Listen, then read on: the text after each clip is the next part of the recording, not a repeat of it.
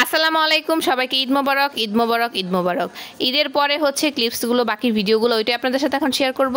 ঈদের দিন তো অনেক রান্নাবান্না করছি, কিন্তু আমরা হচ্ছে অন্য জায়গায় যে দাওয়াত খাইছি, কোথায় খেলাম, কী খেলাম, সব কিছু আপনাদের সাথে শেয়ার করব।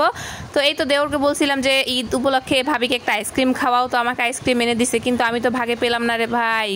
যার সন্তান আছে বা ছেলে আছে, মেয়ে আছে, তারা জানে যে কোনো খাবার আসলে সেটা হচ্ছে সন্তান যদি খেতে চায় মার পেটে ওই খাবারটা যায় না। তো ছেলে বলতেছে যে ছেলেও আইসক্রিম খাবে। তো মাশাআল্লাহ ও আইসক্রিমটা পছন্দ করছে, ঠান্ডা ঠান্ডা ছিল আইসক্রিমটা, তো ওকেও খাওয়াই দিছি কিছুটা পরিমাণ। আর ওইখানে হচ্ছে চাচুর বিছনার মধ্যে আমরা বসেছিলাম, পিছনের ব্যাকগ্রাউন্ড আপনারা একটু ইগনোর করবেন। এরপর হচ্ছে দুপুরবেলা আমরা খাওয়া দাওয়া করতে হচ্ছে চলে যাই আমার মামি শাশুড়ির বাড়িতে। এখানে আমাদের দাওয়াত ছিল, আর আমার সাহেব পানির বোতল, ঠান্ডা পানির বোতল ফ্রিজ থেকে নিয়ে যাচ্ছিল। ওনাদের বাসায় হয়তো ঠান্ডা পানি ছিল না, আমার দেবর ফোন দিয়ে বলছিল যে ঠান্ডা পানি আনার জন্য। তো আমরা ঠান্ডা পানি নিয়ে চলে গেলাম, তারপর ডিম, পোলাও, সালাদ দিয়ে আমরা খেতে বসে পড়লাম। এরপর এক এক করে হচ্ছে সব খাবারগুলো দিবে। খাবারগুলো আসলে অনেক মজা ছিল। আর ঈদে আমরা সবসময় আমার মামি শাশুড়ির বাসায় আসলে আমাদেরকে দাওয়াত খাওয়ায় প্রত্যেক ঈদেই। তো আসলে এবার আসলে আমি রান্না করছি রাতে খাওয়ার জন্য, তো একবারে রান্নাবান্না করে জামা কাপড় পরছি। তো আমার গরুর মাংসের হাড্ডি খেতে খুবই ভালো লাগে, তো মামি বললো যে তুমি হাড্ডিটা নিয়ে খাও। তো এই জন্য আমি আসলে হাড্ডিটা নিলাম, আমার খুবই ভালো লাগে। তো আমাদের খাওয়া দাওয়া প্রায় হচ্ছে এখানে শেষ। তো এই তো খাবারগুলো ভালোই লাগছিল। আর এই তো হাত ধুই একদম হচ্ছে পরিষ্কার করে নিছি। এখানে হচ্ছে কিছুক্ষণ থেকে তারপর হচ্ছে বাসায় চলে যাব। তো আমার মাথা থেকে ব্যান খুলে পড়ে গেছিলো, আর এই আদনান ঘুমায় গেছিলো, তোকে বাসায় রেখে আসছিলাম। ওর চাচ্চু খেয়ে বাসায় চলে গেছিলো ওকে দেখার জন্য, যেহেতু ঘুমায় গেছিলো। তো ঘুম থেকে উঠে গেছে, আমাদের খাওয়া হয়ে গেছে। তো রাব্বুর কোলে ছিল, ওর আব্বুর সাথে একটু দুষ্টামি করতেছিল। তো বিকালবেলা হচ্ছে একটু মন চাইতেছিল কোথাও ঘুরতে যাই। তো আদনানও যেহেতু ছোট একটু জ্বালাতন করতেছিল, তো সবাই মিলে হচ্ছে একটু কাছেই কোথাও গেছি, খুব দূরে যাই নাই। তিনজন মিলে শুধু একটু ফ্যামিলি টাইম স্পেন্ড করার জন্য যাচ্ছিলাম, কারণ অনেক দিন হয়েছে কোথাও যাওয়া হয় না, আর সবাই একসাথে মিলে গেলে অনেক ভালো লাগে কেন জানি।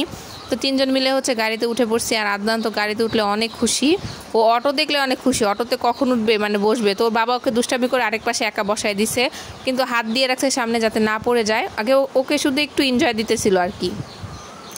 তো এত মানুষ, মানুষের মেলা, এটা তো হচ্ছে মেলা না, ঈদের মেলা না, মানুষের মেলা। ঈদের স্টল থেকে মানুষের শেষ নেই, এত এত মানুষ আসতেছে আর আসতেছে, ভিড় আর ভিড়।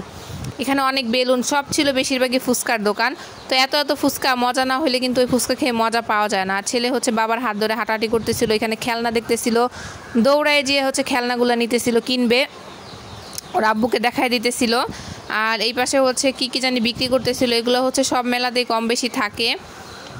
নিমকি, মিষ্টি নিমকি, পেঁয়াজু, হাবি যাবে অনেক কিছু। আর এই পাশটা তো অনেক মানুষ, গরম, মেলার মধ্যে যে এত পরিমাণ গরম। আর এটা হচ্ছে মেয়েদের যত হচ্ছে কসমেটিক্স আছে, মাথার ব্যান্ড। আর এই পাশে হচ্ছে বাচ্চাদের খেলনা। আদনানকে আমি একটা গাড়ি কিনে দিছি পরে। আর এখানে অনেকগুলো বল ছিল, আদনানের যেহেতু বল আছে তাই ওকে আর বল কিনে দিলাম না। এরপর এখান থেকে বের হয়ে গেলাম, আমরা এখানে আর কিছু খেলাম না।